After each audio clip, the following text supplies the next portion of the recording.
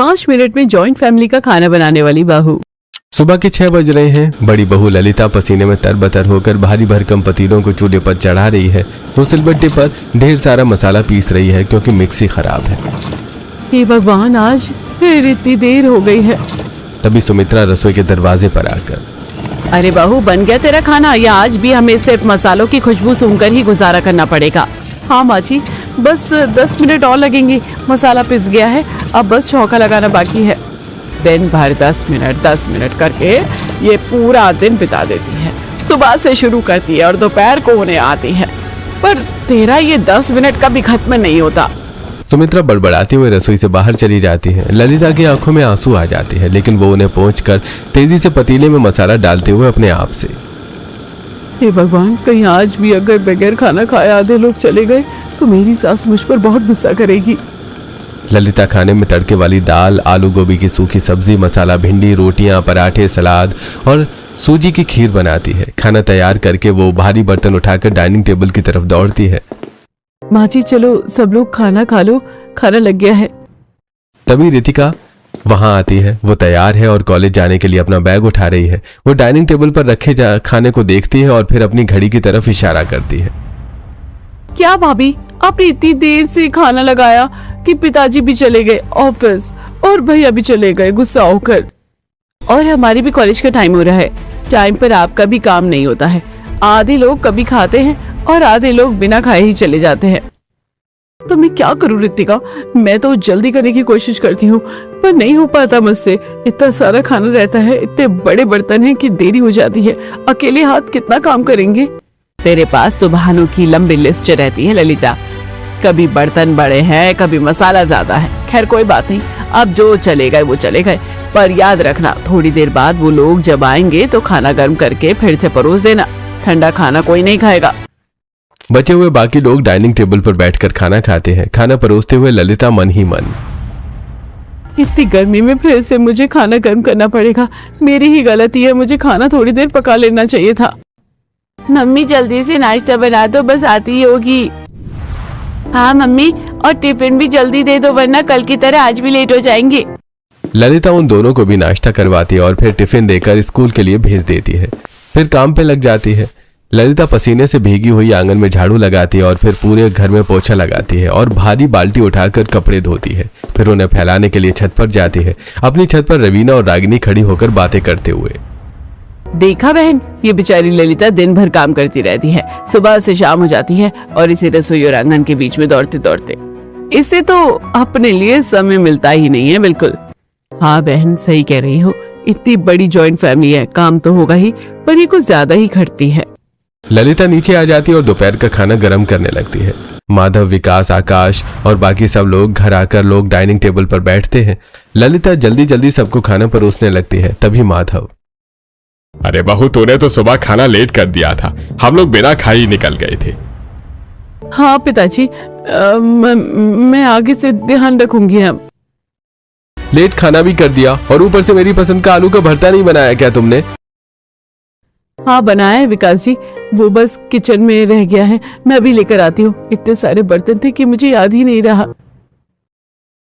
तो ले आओ ना, फिर किसका इंतजार कर रही हो?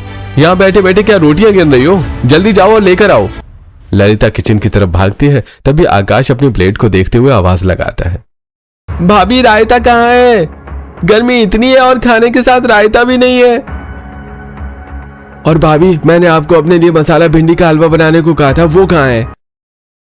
रसोई से सामान लाकर देते हुए, ये लीजिए आकाश, रायता भी ले आई। और अविनाश जी, ये आपकी मसाला भिंडी। भाभी, आपको तो पता है ना कि मुझे गोभी पसंद नहीं है, आपने फिर से वही बना दी। हाँ रितिका, तुम्हारे लिए मैंने दाल तड़का बनाई है। और गीतिका, तुम्हें सूजी का हलवा पसंद है ना, तो तुम्हारे लिए और दादी सा के लिए सूजी का हलवा तो हम भी खाएंगे ललिता। हाँ ललिता, मुझे भी सूजी का हलवा और पराठा दे दे, मैं वही खा लूंगी। ललिता भाग भाग कर सबको खाना खिलाती है। वो खुद एक निवाला भी नहीं ले पाती। सब लोग खाना खा रहे हैं और कोई भी उसे धन्यवाद नहीं कहता, बल्कि सब उसकी कमियां निकालते हैं, जिसे सुनकर ललिता मन ही मन, मैं इतना काम करती हूँ फिर भी ये लोग मुझसे खुश नहीं रहते। सुबह से रात तक बस इनके पीछे भागती रहती हूँ, पर अंत में बस डांट ही मिलती है। क्या मेरी मेहनत की कोई कीमत नहीं है? शाम हो जाती है। ललिता किचन में बैठकर सब्जियां काट रही है। तभी विकास ऑफिस से वापस आता है और ललिता से, ललिता तुमको बताया था ना मैंने कि आज मेरे दोस्त के यहाँ बर्थडे पार्टी है और तुम तैयार नहीं हो। विकास जी बस थोड़ा सा खाना बना लो, पहले माँ जी और पिताजी को खिला दो, फिर चलते हैं। अभी सब्जियां कटी नहीं हैं और दाल भी चढ़ानी है। फिर तो देर हो जाएगी तुमको। तुम 9 बजे जाकर वहां करोगी क्या? हाँ, पार्टी तो तब तक खत्म होने वाली होगी। अरे रहने दो, तुमसे तो बात करना ही बेकार है। तुम तो कभी मेरे साथ समय पर जा ही नहीं सकती हो। विकास गुस्से में वहां से पैर पटकते हुए चला जाता है। ललिता की आंखों में आंसू गिरने लगते हैं। ऐसी समय बीत रहा था। ललिता जो घर की बड़ी बहू थी वो काम के बोझ तले दबी जा रही थी। उसे अपने लिए समय नहीं मिल रहा था और न ही वो अपने घर वालों को पूरी तरह खुश कर पा रही थी। एक दिन पंडित जी सुमित्रा के घर आकर लड़की की फोटो दिखाते हुए, सुमित्रा जी, लड़की वैसे तो गांव की है लेकिन बहुत ही होनहार है। उसका नाम रानी है। आप लोग खुद चलकर देख लीजिए, आपको पहली नजर में ही पसंद आ जाएगी। बहुत ही सुलझी हुई लड़की है, अपने विकास के लिए बिल्कुल परफेक्ट रहेगी। कुछ दिनों बाद सुमित्रा का परिवार लड़की देखने रानी के घर पहुंचता है। वहां रानी के माता पिता उनका स्वागत करते हैं। देखिए जी, हमारा बहुत बड़ा परिवार है, जॉइंट फैमिली है। क्या आपकी लड़की हमारे इतने बड़े परिवार से घुल मिलकर रह पाएगी? वहां काम भी बहुत रहता है। देखिए माधव जी, इस गांव में हमारा परिवार भी जॉइंट है। रानी बहुत ही तरीके से काम करती है। उसकी बुद्धिमानी के चर्चे तो पूरे हमारे गांव में है। वो सब संभाल लेगी। रानी वहां चाय और नाश्ता लेकर आती है। उसका सलीका और आत्मविश्वास देखकर सुमित्रा और माधव बहुत प्रभावित होते हैं। हमें लड़की बहुत पसंद है। पंडित जी ने सही कहा था, ये हमारे घर की रौनक बनेगी। आकाश के लिए रानी से अच्छी लड़की नहीं मिल सकती। वहीं पर रिश्ता पक्का हो जाता है। कुछ ही हफ्तों में शादी की तैयारियां पूरी हो जाती हैं और धूमधाम से आकाश और रानी की शादी हो जाती है। अब रानी बहू बनकर इस बड़े जॉइंट फैमिली में कदम रखने वाली है। अब रानी के सामने चैलेंज यह है कि उसे 5 मिनट में जॉइंट फैमिली का खाना बनाने वाली बहू बनना है। तो क्या रानी इस जॉइंट फैमिली का खाना 5 मिनट में बना पाएगी या वो भी ललिता की तरह परेशान होकर रह जाएगी? जानने के लिए आइए देखते हैं आगे। गृह प्रवेश का समय है। घर के दरवाजे पर कलश रखा है। ललिता थाली लेकर नई दुल्हन की आरती उतारकर उसका गृह प्रवेश करवाती है। रानी अंदर आकर चारों तरफ देखते हुए, वाह कितना बड़ा और सुंदर घर है, पर जेठानी जी नजर नहीं आ रही। तभी ललिता पसीने में लथपथ होकर किचन से नाश्ते की प्लेटें लाती है और सब लोग खाना खाने और बात करने में मगन है। रात हो जाती है। सब लोग बैठक में गप्पे मार रहे हैं, पर ललिता चुपचाप उठकर किचन में जाने लगती है। जेठानी जी, आप कहाँ जा रही हैं? अभी तो सब साथ बैठे हैं, थोड़ी देर बातें करते हैं ना। आइए यहाँ बैठिए। नहीं रानी, मुझे बर्तन धोने हैं, इतने सारे बर्तन जमा हो गए हैं। ललिता किचन में चली जाती है। सब लोग थोड़ी देर और बात करते हैं, फिर ससुर जी जम्हाई लेते हुए, बहुत देर हो गई है, अब कल सुबह जल्दी उठना है। चलो सब अपने अपने कमरे में चलते हैं। रानी बेटा तुम भी आराम करो। सब लोग अपने अपने कमरों में चले जाते हैं। ललिता किचन में बर्तनों के ढेर के बीच अकेले काम कर रही है। थोड़ी देर बाद वो थकी हारी अपने कमरे में पहुंचती है, जहां विकास उसका इंतजार कर रहा है। मैं थक गई हूँ विकास जी, आज का दिन बहुत लंबा था, कमर में बहुत दर्द हो रहा है। पता नहीं तुम क्या करती हो ललिता, पूरा दिन काम करती हो पर नतीजा कुछ नहीं दिखता। खाना बनाने में तुम पूरा दिन लगा देती हो। अरे थोड़ा दिमाग ही लगा लिया करो, जिससे काम जल्दी हो जाए। ललिता बिना कुछ कहे बिस्तर पर लेट जाती है और तुरंत सो जाती है। अगली सुबह घर में काफी हलचल है। रानी की मुंह दिखाई की रस्म होने वाली है। मोहल्ले की रवीना, रागिनी और अन्य औरतें आई हुई हैं। ललिता किचन में चाय और नाश्ता बनाने में जुटी है। इधर रानी सभी औरतों के बीच में बैठी हुई मन ही मन में, कोई भी काम नहीं कर रहा, सिर्फ जेठानी ही किचन का सारा काम कर रही है। वो अकेली कितना काम करेगी भला? औरतें रानी की मुंह की दिखाई की रस्म पूरी करती हैं। तब तक ललिता उन्हें नाश्ता करवाती है। थोड़ी देर बाद सभी औरतें चली जाती हैं। पूरा दिन रस्मों रिवाजों में बीत जाता है। अगले दिन सुबह रानी की पहली रसोई की रस्म है। ललिता सुबह 4 बजे ही उठ गई है और किचन में सब्जियां काट रही है। रानी सुबह 6 बजे किचन में आती है। रानी तुम आ गई, देखो मैंने सब्जियां काट ली है। तुम्हारी पहली रसोई है ना, तो मैंने सोचा थोड़ी तैयारी कर दूं। आ जाओ तो जल्दी से शुरू कर लें। ये जो बड़े बड़े पतीले रखे हैं इनमें ही खाना बनेगा। भाभी, इन बड़े बड़े गंजों में खाना बनता है? और ये इतनी सारी सब्जियां आपने कब से काटना शुरू किया? काफी देर हो चुकी है क्या? हाँ, मैंने ये सब्जियां 2 घंटे पहले ही काटना शुरू कर दी थी। जेठानी जी, एक तो रसोई में इतनी गर्मी है, ऊपर से अगर आप ऐसे खाना बनाना शुरू करेंगी तो सच में दोपहर हो जाएगी। लेकिन आज ऐसा नहीं होगा, हमें कुछ तो दिमाग लगाना चाहिए। आज खाना देर से नहीं बनेगा। कैसे नहीं होगा रानी, इतनी सारी सब्जियां हैं, सबको अलग अलग बनाना होगा। पिताजी को ये पसंद है, विकास जी को वो, इसमें तो टाइम लगता है ना। जेठानी जी, अगर इन सब्जियों को हम अलग अलग तरीके से बनाएंगे तो बहुत टाइम लगेगा। क्यों ना हम मिक्स वेज बना लेते हैं। पता नहीं कोई खाएगा या नहीं खाएगा। वो बाबूजी शिमला मिर्च नहीं खाते हैं ना, और विकास जी आलू नहीं खाते, देवर जी गोभी नहीं खाते, सब नाराज हो जाएंगे। कोई बात नहीं भाभी, सबको मिक्स करके बना देते हैं। जिसको जो नहीं खाना होगा वो निकाल कर अलग कर देंगे। मैं इतनी अच्छी और टेस्टी सब्जी बनाऊंगी कि सब उंगलियां चाटते रह जाएंगे। आप बस देखती जाइए।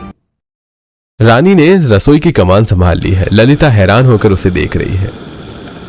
जेठानी जी, सबसे पहले हम इस मिक्स वेज का तड़का लगा लेते हैं। देखिए, मसालों की खुशबू पूरे घर में फैलेगी तो कोई मना नहीं कर पाएगा। रानी से जल्दी से मिक्स वेज को तड़का देकर उसे पकाने के लिए चढ़ा देती है। फिर ललिता, रानी, सब्जियों का समय तो बचा, पर ये दाल और चावल इतने सारे लोगों के लिए अलग अलग पतीलों में बहुत देर हो जाएगी। जेठानी जी, बड़े डब्बे वाला कुकर है कि नहीं है घर में?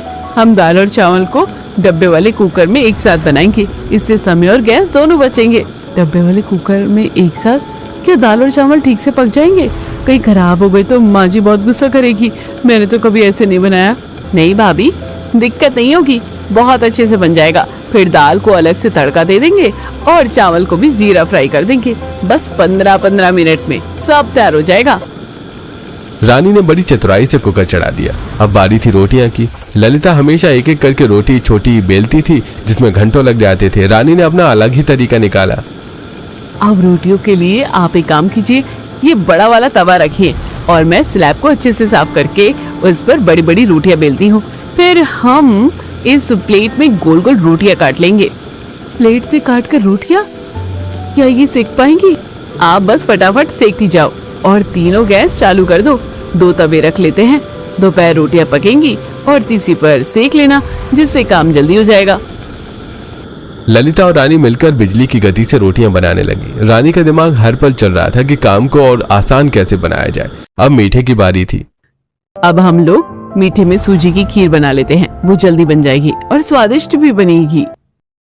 थोड़ी देर में रानी पूरा खाना तैयार कर लेती और फिर ललिता से, लो, पूरा वेज खाना लग गया।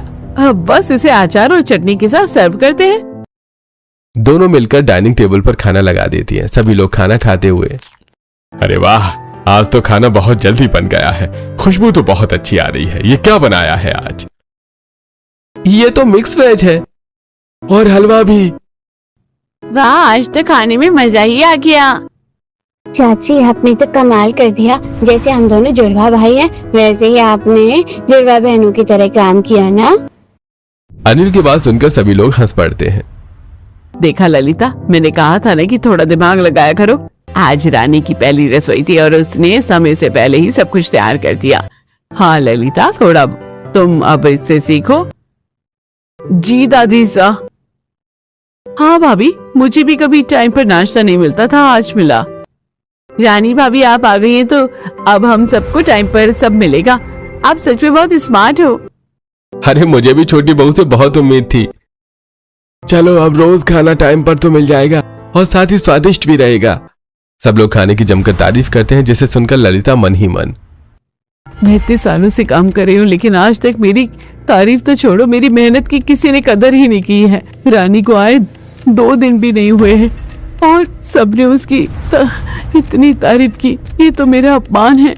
ऐसे ही 1 हफ्ता बीत जाता है और एक दिन रानी अपने पति से, सुनिए जी, हमें बाजार से कुछ चीजें लानी है घर के लिए। मैंने सुना है कि शहर में रसोई का काम मशीनों से होता है, तो चलिए ना हम मशीनें कुछ खरीद कर ले आते हैं। क्यों नहीं रानी, लेकिन तुम्हें वो मशीन चलाना तो नहीं आता और ना ही भाभी को मशीन चलाना आता है, फिर तुम उनको इस्तेमाल कैसे करोगी? हाँ, ये बात तो आप सही कह रहे हैं। मुझे मशीन चलाना तो आता नहीं है, लेकिन मेरी नंदों को तो आता है ना, मैं उनसे मदद मांग लूंगी। ये सब इतना आसान नहीं है रानी, वो दोनों तो बहुत व्यस्त रहती हैं, शायद ही तुम्हें सिखा पाए। आप उसकी चिंता मत कीजिए, मैं उन्हें मना लूंगी। बस आप बाजार तो चलिए। ऐसा कहकर रानी एक लाल साड़ी निकालती है और उसे पहनकर तैयार हो जाती है, जिसे देखकर आकाश, अरे आज तो तुम बहुत खूबसूरत लग रही हो इस रेड साड़ी में। दोनों बाजार जाते हैं। बाजार में रानी और आकाश एक आइसक्रीम पार्लर में बैठे हैं। आकाश प्यार से रानी को आइसक्रीम खिला रहा है। तभी पड़ोस की रवीना और रागिनी वहां से गुजरती हैं। देखो इन लैला मजनू को, आकाश तो पूरा जोरों का गुलाम बन गया है, अपनी बीवी को बाहर घुमा रहा है और उसके नखरे भी उठा रहा है। अच्छा है अभी नई नई शादी है ना, पर देखना घर की शांति भंग होगी। जब ये अपनी बीवी से काम नहीं करवाएगा तो बड़ी बहू पर बोझ बढ़ेगा और घर में कलेश होगा। रानी और आकाश उनकी बातें सुन लेते हैं। आकाश उदास होते हुए, रानी मुझे पता है कि इतनी बड़ी जॉइंट फैमिली है, तुम्हें काम में दिक्कत होगी। ललिता भाभी तो सारा दिन थक जाती हैं, क्या तुम सच में ये सब हैंडल कर लोगी? आप चिंता मत कीजिए, मैं सब हैंडल कर लूंगी, आप बिल्कुल परेशान मत होइए। आइसक्रीम खाने और घूमने फिरने के बाद रानी और आकाश एक इलेक्ट्रॉनिक शॉप पर जाते हैं, जहां रानी दुकानदार से, भैया मुझे वो सब मशीन चाहिए जिसमें शहर की किचन में खाना बनता है। आटा गूंथने की मशीन, सब्जी काटने की मशीन और सूखे सूखे खाना बनाने की मशीन, रोटी और सब्जी काटने का तख्ता, प्लग लगाकर चाय बनाने वाली पतीली, ये सब कुछ चाहिए। अरे हाँ बहन जी, मैं आपको ये सारी चीजें दे देता हूँ। दुकानदार रानी को एक एयर फ्रायर, एक बड़ा नॉन स्टिक तवा, वेजिटेबल चॉपर, चॉपिंग बोर्ड, रोटी मेकर और एक फूड प्रोसेसर खरीदती है। इलेक्ट्रॉनिक कैटल ये सारा सामान दे देता है। जब वो दोनों सामान लेकर घर पहुंचते हैं तो सुमित्रा हॉल में बैठी होती है। ढेर सारे डिब्बे देखकर उसकी आंखें फैल जाती हैं। इतनी सारी चीजें क्या खरीद कर आई हो रानी, ये क्या फिजूल खर्ची है? हमारा घर तो साधारण तरीके से चलता आया है। माँ जी मैंने सब किचन का सामान खरीदा है, ये फिजूल खर्ची नहीं है। देखिएगा कितना फटाफट मैं आप लोगों को खाना बनाकर खिला दूंगी और ललिता भाभी को भी आराम मिलेगा। रानी सारी मशीनों को किचन में लाकर जमा देती है। ललिता ये सब देखते हुए मन ही मन में, अभी क्या इतनी कम तारीफें लूटी हैं जो अब इन मशीनों से तारीफ लूटना चाहती है। मैं भी तो देखो ये गांव की गंवारें इन मशीनों को कैसे चलाती हैं।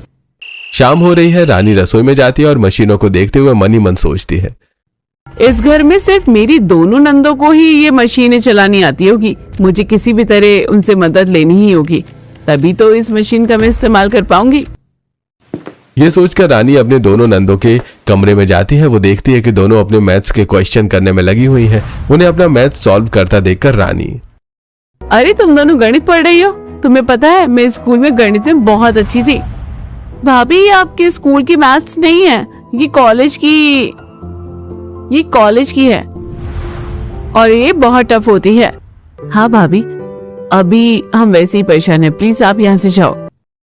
अब रानी वापस रसोई में आती है और ठंडा ठंडा जीरा नींबू पानी बनाकर अपनी दोनों नंदों को ले जाकर देती है और कहती है, ये लो इसे पियो, देखना तुम्हारा दिमाग जल्दी चलेगा और तुम अपना सवाल कर लोगी। और हाँ ये तो लघुत्तम के सवाल है ना, तो मैं कोशिश करती हूँ। रानी उन्हें यह सवाल हल करके बता देती है। दोनों नंदे नींबू पानी पीती हैं और अपना सवाल सॉल्व होता देखकर खुश होकर रानी से, अरे वाह भाभी आप तो कमाल हो, इतना टेस्टी नींबू पानी और ये सवाल भी हल कर दिया। भाभी आप हमारा कितना ख्याल रखती है। अगर आपको हमारी किसी मदद की जरूरत हो ना तो जरूर बताना। मुझे आपकी मदद की जरूरत तो है और आप दोनों ही मेरी मदद कर सकती हो। दरअसल अब रानी अपनी दोनों नंदों को अपनी समस्या बताती है। फिर गीतिका और रितिका रानी के साथ किचन में आती हैं और उन्हें सारी मशीन चलाना सिखाती हैं। भाभी ये चॉपर है, देखिए इसमें सब्जी डालिए और ऐसे हैंडल कीजिए, बस 10 मिनट में सारी सब्जी बारीक कट जाएगी। अरे वाह ये तो कमाल है, जो काम मैं आधे घंटे में करती थी वो अब पलक झपकते ही हो गया। और ये देखिए ये आटा मेकर है, इसमें आटा और पानी डालिए और घुमाइए, हाथ भी गंदे नहीं होंगे और आटा भी एकदम नरम गुज जाएगा। गीतिका और रितिका एक के बाद एक गैजेट्स का प्रदर्शन करती हैं। उसने एयर फ्रायर में चिप्स तलने के लिए रख दिए और कुछ रेडीमेड लहसुन अदरक के पेस्ट भी बना दिए। अरे वाह तुम दोनों ने तो मुझे सब कुछ सिखा दिया है, तुम्हारा बहुत बहुत शुक्रिया। अब तुम देखना मैं कैसे 5 मिनट वाली रसोई बनाती हूँ। सारी चीजें सिखाकर दोनों नंदे वहां से चली जाती हैं और रानी खाना बनाना शुरू करती है। सबसे पहले वो इलेक्ट्रॉनिक चॉपर में सारी सब्जियों को फटाफट काट लेती है। अब आटा मेकर में आटा और पानी डालकर आटा लगा लेती है। दाल और चावल कुकर के बड़े डिब्बे में चढ़ाती है और सब्जियों को तड़का देती है। फिर बड़ा तवा रखकर रोटी मेकर पर रोटी बेलती है और जल्दी जल्दी इतना पेपर से एक एक कर उतार लेती है। इसी तरह वो चॉपिंग बोर्ड पर प्याज टमाटर और खीरा काटकर सलाद बना देती है। तभी ललिता किचन में आकर ये सब देखते हुए, इसने तो 5 मिनट में ही सारा खाना बनाकर तैयार कर दिया है। ये तो जादू जैसा लग रहा है। आओ आओ जेठानी जी, देखो अगर हम दिमाग का सही इस्तेमाल करें ना तो मेहनत कम और काम ज्यादा हो सकता है। देखो 5 मिनट में ही मैंने सारा खाना तैयार कर दिया है। ललिता के चेहरे पर थोड़ी उदासी आ जाती है। वो महसूस कर रही थी कि उसकी जगह अब मशीनें और रानी ले रही हैं। थोड़ी देर बाद खाना डाइनिंग टेबल पर लगता है। आज तो खाना फिर से समय पर मिल गया। खाना खाकर हम अब आराम से बैठकर टीवी देखेंगे और फिर चैन की नींद सोएंगे। जॉइंट फैमिली में ऐसा अनुशासन हो तो क्या बात है। घर के बाकी सदस्य, चाचा जी, दादी सा और छोटे बच्चे भी खाने की मेज पर मौजूद हैं। सब रानी की तारीफों के पुल बांध रहे हैं। रानी बहू, तुमने तो घर का नक्शा ही बदल दिया। खाना इतना स्वादिष्ट और वो भी इतनी जल्दी। वाकई तुम बहुत समझदार हो।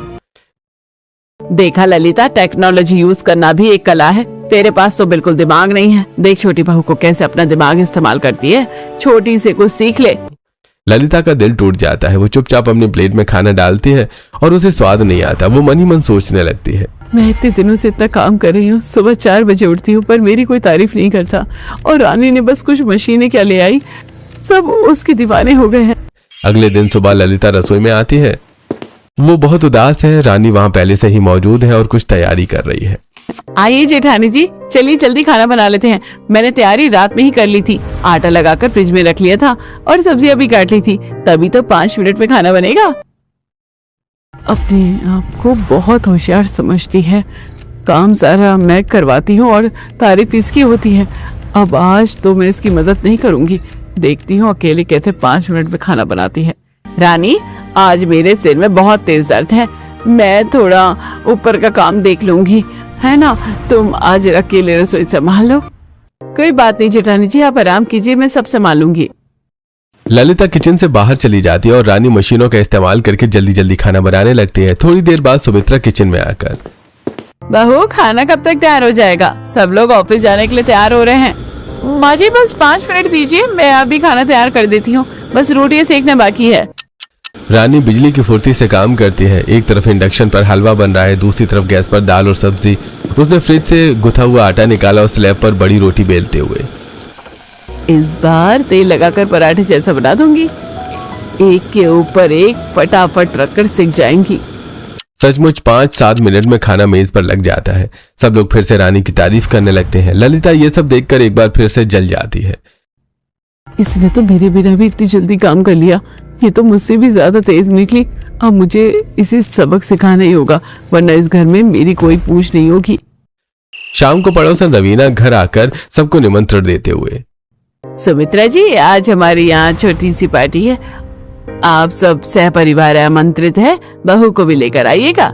रवीना के जाने के बाद रानी ललिता से, भाभी तैयार हो जाइए, आज पार्टी में चलेंगे। काम तो जल्दी खत्म हो ही गया है, अब थोड़ा बाहर घूम कर आते हैं। ललिता पहले तो मना करती है, फिर रानी के जोर देने पर तैयार हो जाती है। सभी लोग पार्टी में पहुंचते हैं। पार्टी में रवीना और रागिनी ललिता को देखकर ताना मारते हुए, अरे आज तो बड़ी बहू भी आ गई है, वरना ये तो बस किचन की शोभा बढ़ाती रहती थी। क्या बात है ललिता, आज छुट्टी मिल गई? क्यों, बड़ी बहू क्यों नहीं आ सकती? अब हम दोनों हैं ना, तो काम छुट्टियों में हो जाता है। भाभी को पूरा समय मिलता है अपने लिए।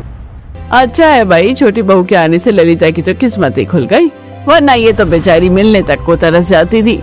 रानी की तारीफ सुनकर एक बार फिर ललिता को बुरा लगता है और उधर थोड़ी दूरी पर आकाश रानी को अपने पास बुलाता है, फिर उसे गुलाब जामुन खिलाते हुए, रानी देखो तुम्हारे लिए गुलाब जामुन, चलो मेरे हाथों से खा लो। आज तो आपको बहुत प्यार आ रहा है। सब देख रहे हैं, बाकी का प्यार घर पर दिखाइएगा। सभी लोग पार्टी में एंजॉय करते हैं। रात को सभी घर आ जाते हैं अपने कमरे में। आकाश रानी से, क्या बात है रानी, आज तुम्हें नींद नहीं आ रही है? आज तुम्हारे पैरों में दर्द भी नहीं है और जल्दी काम भी खत्म हो गए। क्यों ना हम दोनों मिलकर मूवी देखते हैं। तभी कमरे के सामने से किचन में जा रही रितिका ये सुन लेती है और दरवाजा खटखटा कर कहती है, भैया मैंने सुन लिया, मैं भी मूवी देखूंगी। चलो हॉल में सब मिलकर मूवी देखते हैं। पूरा परिवार हॉल में सोफे और कालीन पर बैठ जाता है। बड़े पर्दे पर फिल्म शुरू होती है। फिल्म के बीच में ही सुमित्रा रानी से, रानी तू है तो कोई चिंता नहीं, वरना बड़ी बहू तो हमेशा काम करो ना रोती रहती थी। आज पहली बार हम साथ में बैठकर मूवी देख रहे हैं। ललिता को यह सब सुनकर बहुत बुरा लगता है। वो मन ही मन, इसने बहुत तारीफ बटोली है, अब मैं इसका काम बिगाड़ूंगी। अगले दिन ललिता सुबह 4 बजे ही उठकर रसोई में जाती है। पूरा घर गहरी नींद में सो रहा है। बहुत बन रही है ना स्मार्ट बहू, सारा काम मशीनों पर छोड़ दिया है। कल जब ये मशीनें ही नहीं चलेगी तब देखूंगी कि ये 5 मिनट में खाना कैसे बनाती है। कल जब इसकी डांट पड़ेगी तब इसे असलियत समझ आएगी। ललिता सबसे पहले आटा मेकर उठाती है और उसमें ढेर सारा सूखा आटा और जरूरत से ज्यादा पानी डाल देती है। वो उसे चला देती है जिससे आटा अंदर बुरी तरह से चिपक जाता है और ब्लेड फंस जाते हैं। लो, अब गूंथती रहना इसमें आटा। अब गैस के बटन भी छुपा देती हूँ और इंडक्शन का तार, इसे यहाँ तो थोड़ा काट देती हूँ ताकि करंट ना लग पाए। फिर वो इधर उधर हाथ मारती है और अंत में उसे बड़े तवे को ढूंढ लेती है जिससे रानी रोटियां बनाती थी। वो उसे एक पुराने डिब्बे के पीछे छिपा देती है। अपना काम पूरा करके वो चुपचाप वापस अपने कमरे में लाकर लेट जाती है। अगली सुबह रानी हमेशा की तरह मुस्कुराती हुई रसोई में आती है और ललिता को वहां पहले से खड़ा पाती है। अरे गुड मॉर्निंग जेठानी जी, आज आप इतनी जल्दी? लाइए मैं जल्दी से आटा गूंथ लेती हूँ, फिर हम दोनों मिलकर नाश्ता बना लेंगे। हाँ रानी, मैं तो बस ये देख रही थी कि आटा मेकर शायद खराब हो गया है। मैं इसमें आटा गूंथने की कोशिश कर रही थी पर ये चल ही नहीं रहा। कहीं तुमसे तो नहीं टूट गया? खराब हो गया? कल रात तक तो बिल्कुल ठीक था। अरे ये तो पूरा अंदर से जाम है। इसमें इतना सारा पानी किसने डाल दिया? मुझे क्या पता, मैं तो बस तुम्हारी मदद करने आई थी। अब ये तो चलेगा नहीं। और देखो इंडक्शन भी चालू नहीं हो रहा। अब तो तुम्हें घंटों लगेंगे हाथ से आटा गूंथने में और पतीलों में खाना बनाने में। रानी ध्यान से रसोई का मुआयना करती है। उसे कुछ अजीब लगता है। वो समझ जाती है कि ये कोई इत्तेफाक नहीं है। वो ललिता की आंखों में देखती है जो कुछ छुपाने की कोशिश कर रही है। तो ये बात है जेठानी जी, ये जलन में सब किया गया है। उन्हें लगता है कि मैं हार मान जाऊंगी, लेकिन वो नहीं जानती कि स्मार्टनेस भी दिमाग से होती है। रानी शांत रहती है। वो बिना किसी शिकायत के हाथ से आटा गूंथना शुरू करती है। चीजें बिगड़ने की वजह से नाश्ते में थोड़ी देर हो जाती है। तभी सुमित्रा रसोई में आती है। रानी, आजकल देरी क्यों हो रही है? सब लोग डाइनिंग टेबल पर इंतजार कर रहे हैं। क्या आज तुम्हारी ये टेक्नोलॉजी फेल हो गई है?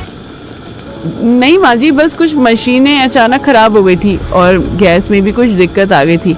आप चिंता मत कीजिए, मैं सब सही कर लूंगी, बस थोड़ा समय लगेगा।